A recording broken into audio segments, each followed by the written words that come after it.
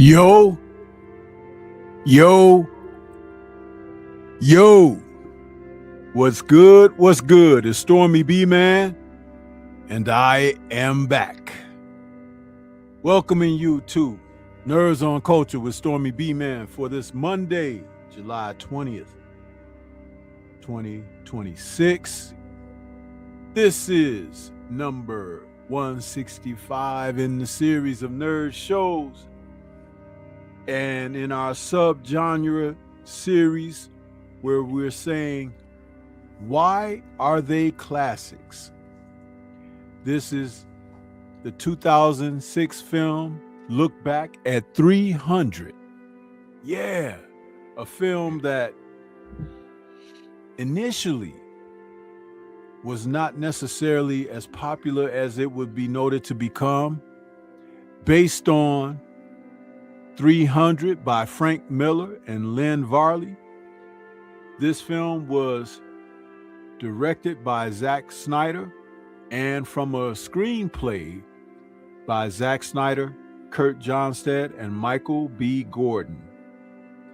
It did Frank Miller's artwork and graphic justice. Zack Snyder, who is a artist with the way that he paints the images of his action that he captures on film, was able to transfer what Miller had done and the imagination of what it would be like in live action. He was able to recreate that. And with the muted colors and everything and the settings for this film, the art direction, it is now considered an art house classic. So this is our subject this evening. And I've got my brother Drew Titan in the building with me to talk up 300, because this film, again, bears another watch. I remember putting things together for tonight's episode, and I said, you know what? I haven't watched this in a while, but I'm going to go back and watch it because this movie is great, man. I don't care what nobody says.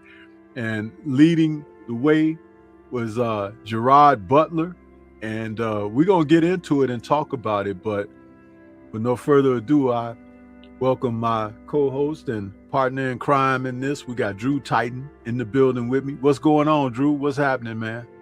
Salute, man. It's hard to believe this came out 20 years ago, man.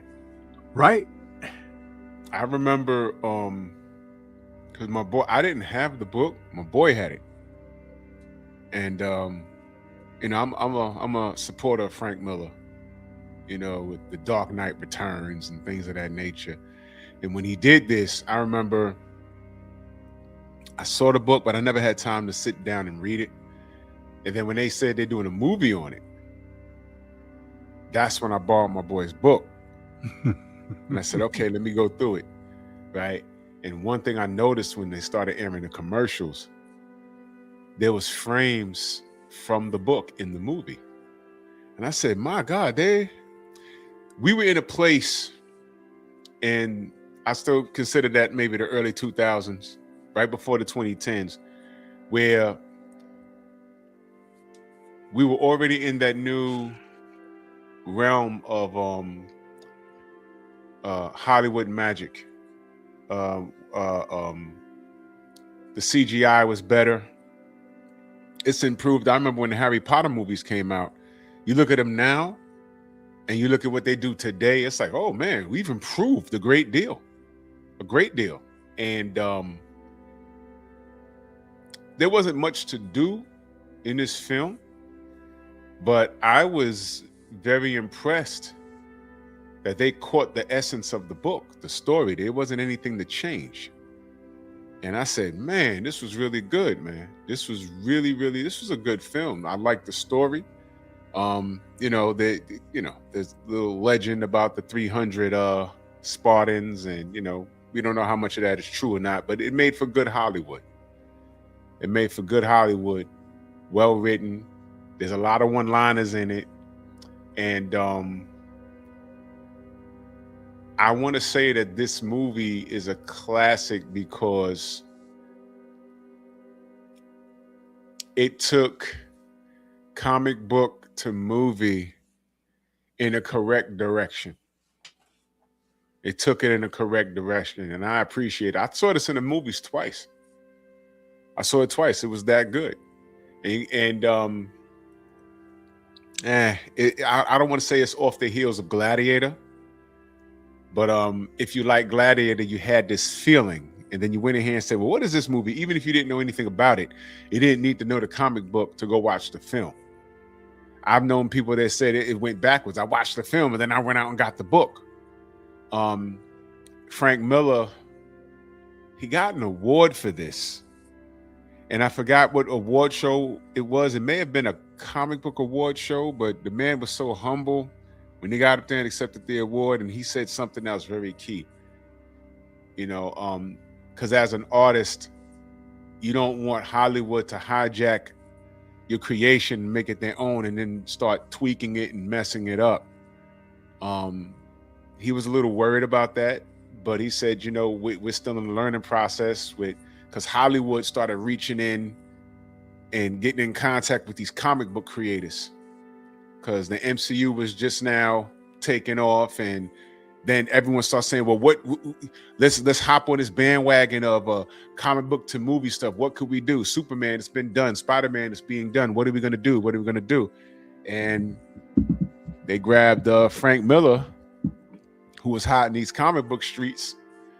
And when he accepted that award, he said something very key. He said, let's learn. So I think that what Hollywood has learned to do is to respect that form of entertainment of comic books. And Watiti can go EAD. That's an acronym, y'all. We ain't solely on Rumble yet, but respect the art. And I don't only mean the artists, the people that draw the books. Respect the story, respect the writers, the inkers, the pencilers. Respect it. The story is already there. All you got to do is bring it to the silver screen. And great job by Frank Miller. And this movie was an instant classic to me. Like I told y'all, I went to see it twice. And this was damn good. It was damn good. Yeah. Why is it a classic for me? I hadn't read Miller's books, either The Dark Knight Returns or his 300 film, his 300s graphic. But I've heard of him, and my days of reading the comics kind of stopped in the mid 80s. But I had been hearing so much, with the breakthrough of different stories and retelling of stories, new generation, like the Marvel comics, they did the what do you call it? When they switched the it was like they updated it and they called it the what did they call it? And what they call it? What they used to call it? No. What did they call it when they switched it to the new? Like when they had the new Nick Fury and all those guys, the Black Nick Fury, Ultimate Universe, the Ultimates. There you go, the Ultimates. Ultimates. Yeah. When they came up with the Ultimates, and like DC came up with the New 52. New 52, yeah. And those things, I wasn't reading them at that time. I had read the older stuff. Right. But when I saw the trailer for 300, I was like, I got to go see this, because the imagery was something a lot different. The cinematography and the images captured of the characters and that muted palette. Sometimes muted palettes, they work for films because they give you that setting. They place you in that world that you're watching on screen. And then sometimes they take away. For an example, when Bryan Singer did his Superman Returns, he asked that Brandon Routh channel Christopher Reeve's Superman, because it was supposed to be like a sequel to Superman 2, basically. Right. And what I noticed, I'm going to turn my camera off for a second because I got a little lag. Okay. What I know. Wait, Stormy took himself all the way out. Okay. Sorry about that. I clicked on the wrong button. What I noticed is that he got away from the original Superman 1 and 2 by muting the palette Superman 1 and 2, the video popped. It was like the colors were rich and vibrant, and when you saw Superman on the screen with that red, blue, and yellow, it was like off the pages of the comics. So when Bryan Singer did his film, Superman's suit was dark, and it was the colors were dull, and it didn't look like Christopher Reeve. And I think that people took an offense to that and took an action against Brandon Routh, because how are you going to try to act like Christopher Reeve, but you don't look anything like him? And when I say don't look anything like him, like the presentation, the package that he was wrapped in by Richard Donner, Bryan Singer just left that. His story was okay and everything, but one of the most important things was the visual. Yep. Because you're doing a comic book character. Now, if you're doing a character that's a new thing, it wasn't a comic, and you're just making this sci-fi thing or whatever, that's kind of different. But you're diving into a world that people are familiar with, and you take something away from that experience for that audience. So when I looked at this trailer for this film, I was like, man, I got to go and check this out. One of my favorite films, American films of all time, is Gladiator with Russell Crowe. Yep. And so I had to see this, and boy, did Gerard Butler, just like Russell Crowe did in Gladiator, he took this film to another level. And what was also pretty cool is that Zack Snyder had asked most of his main stars to hit the gym. Yep. And that they would look like what they were depicted as in the graphics, right? So that was really cool. And I think it was one of the first times that they had a whole cast of guys that had hit the gym like that. And these were the guys who were going to be in front of the camera the most, right? All the time through the film. And the rest of the guys, as long as they were kind of halfway in shape, you know, they did some special effects on those guys by, you know, painting their abs and stuff like that, like with makeup and, you know, camera tricks.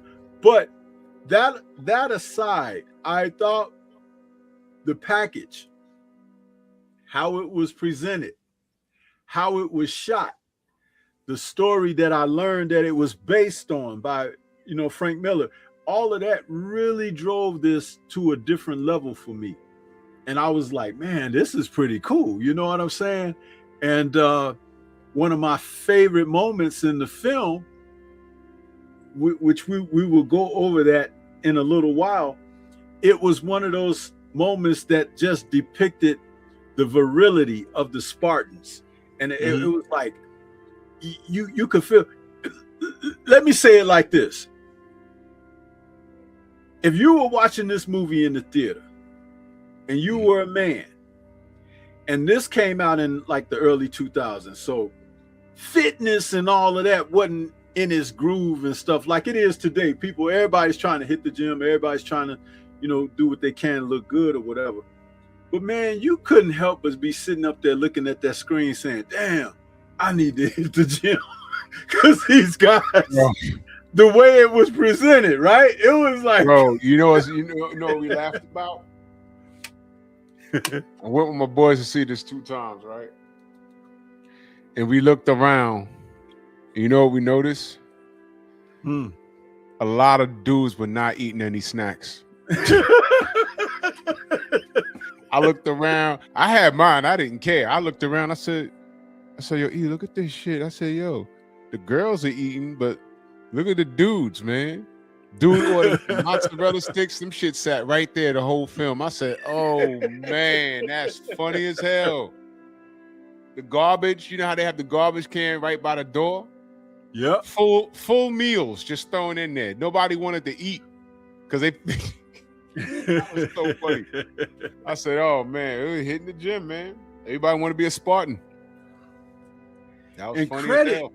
Credit to Zack Snyder, because what he was able to do with this film, but with some of his other films also contributed.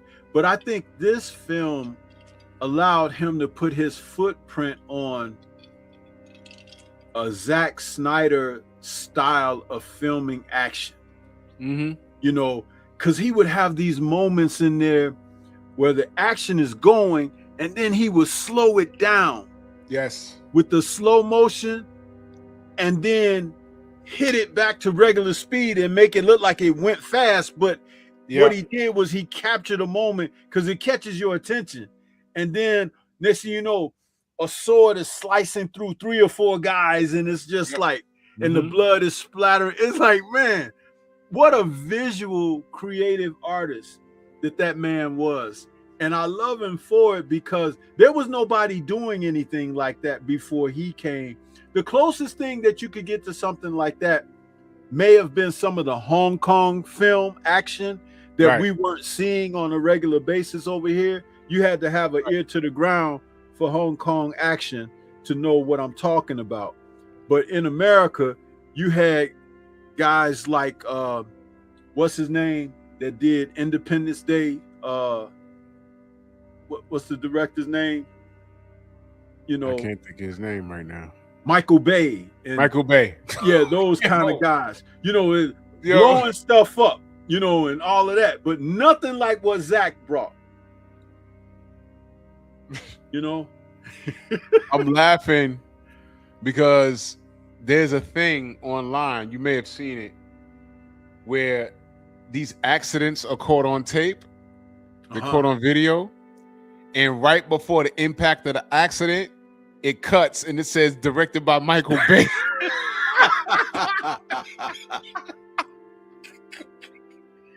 That's why I'm laughing. And you hear the music in the back. And right before somebody sets it, this dude was about to set himself on fire. He was doing something, and right before the chain broke and it flew into the crowd, the screen cut and it said produced by Michael Bay. I was dying. I was like, oh man. Michael Bay just blows shit up. Oh man. These people on the internet are ruthless. So you know what I'm saying? It's like the presentation was something that we hadn't seen. And it's just like when what's his name did the new Star Trek films, and they were calling him the lens flare guy, you know, because all the scenes were shot in the Star Trek film. You got these glaring moments, you know, light behind the actor's head, and it's creating a glow and stuff. But this is not what this is not what Zach was doing. Zach was like presenting. You know what it was like if you took Frank Miller's artwork and animated it. Yes. Right? Yes. Yes. That's what it was like. Right. Because no one had done nothing like that before. They like I said earlier, it was there's a lot of frames from the comic book that are in the film. A lot of them. Like in the like early in the film when he's talking to the black guy with the beard, and they faded the lights, and you just saw his eyes and his teeth. I said, "Oh man, that's from the book." That frame is from the book. I said, "Man, that is great, man. That is great, man." But this film had it all. A lot of replay value. Get this on Blu-ray, y'all. Yeah, I admired that quality that he brought, and it's a shame that Marvel didn't recognize that and try to snatch him up for some of the stuff that they were doing. But that's okay. They had found a guy who was a lot similar, and you and I have talked about this guy behind the scenes, the director of The Incredible Hulk, Louis Leterrier. Yeah, he was that good. Guy, they sleeping on him when he did that last Fast and Furious film. Yeah, and I had told you about the action sequence that opened it up, and I was like, man, that was an adrenaline rush and a half, wasn't it? It was. That big thing rolling down the city and everything. It's like when he had the Hulk and Abomination fighting in the makeshift Manhattan. You know what I'm saying? And I say makeshift because you know it wasn't really filmed in New York. I know that They totally tried- was not 125th Street, but you got to be from New York to understand that. But I get it. But damn, he did his damn thing in that film. I thought they had you'd have thought they'd have signed him up to do a few more, like, you know, films. But my gosh, yeah, you know, you shop around. But again, these are the type of directors who can present something and they put their stamp on it, but you'll go to see them because of what they do. You know what I mean? It's like, if the story's great, that's just a cherry on the top.